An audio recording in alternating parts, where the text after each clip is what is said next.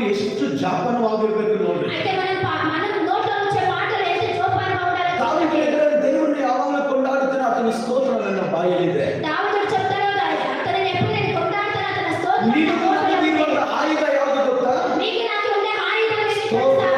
స్తోత్రము. స్తోత్రము. ನಮಗೆ ಆತ್ರನೇ ಜಾಸ್ತಿ. మనకి ఆత్రమే చాలా. ಏನೇದು ಆತ್ರ?